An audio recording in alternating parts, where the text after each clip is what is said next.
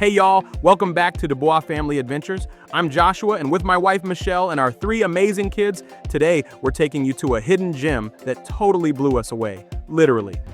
We are DuBois Family Adventures! Dad jokes. All right, so we're talking about the Corning Glass Museum in Corning, New York. The Corning Museum of Glass, I know it sounds like it could be boring, but let me tell you, it is anything but. This place is hands-on, hilarious, mind-blowing, and just plain fun for the whole fam.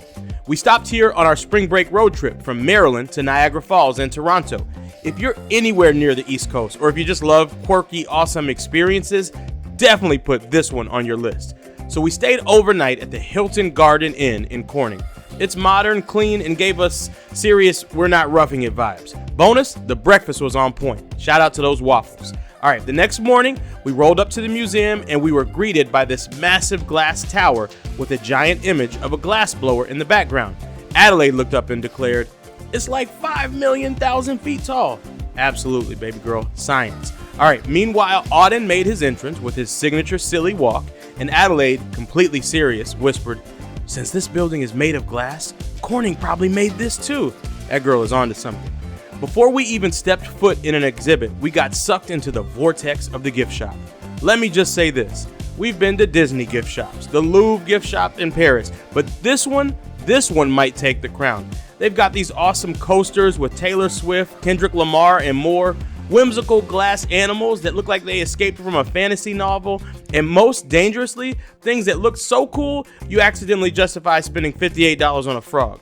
Adelaide, arms crossed in protest, said, "I'm not leaving. I'm staying still." Honestly, it was valid.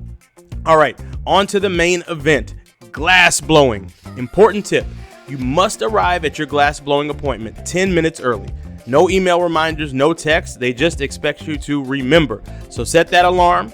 After checking in at the main entrance, we had to walk back through the gift shop. Rude. Cross the street and head to the studio. We were assigned to Pod 3, which sounds like we're about to launch into space, but really, it's just a name for your personal glass blowing zone. While waiting, Adelaide and I passed the time making silly faces on the bench. I won, although she'll deny it. Then came the magic. Our instructor, Jimmy, who was cool as glass and twice as smooth, walked us through everything. First, you pick what you want to make, an ornament, a sculpture, a ball. Then you choose your colors, patterns, and shapes. Adelaide, she went big. She blew so hard, her ornament looked like it belonged on a 30-foot Christmas tree. Auden picked yellow and gray and ended up with something awesome that looked like a planet designed by NASA. August's orange swirl, pure art. The coolest part is the kids actually blow their own glass, like cheeks puffed, birthday cake style blowing. It's thrilling. And once you're done, the glass has to cool for hours. You can pick it up later or have it shipped home. We had ours mailed because, kids and fragile art don't mix on a road trip.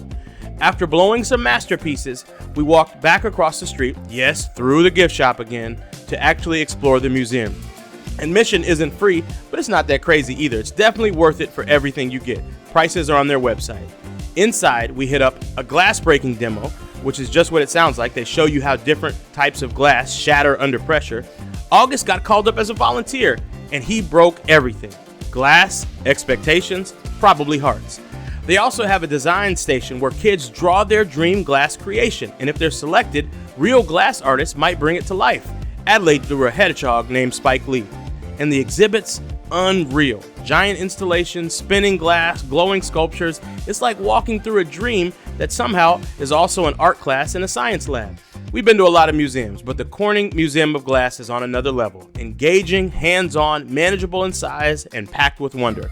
Even though it's 5 hours from us, we are definitely coming back. In fact, Adelaide made it official. She wants her birthday here.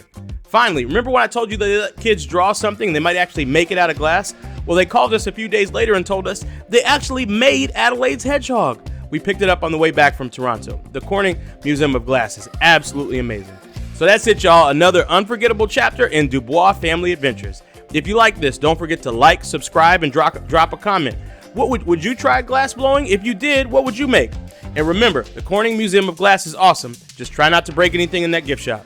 All right, y'all. See you on the next adventure.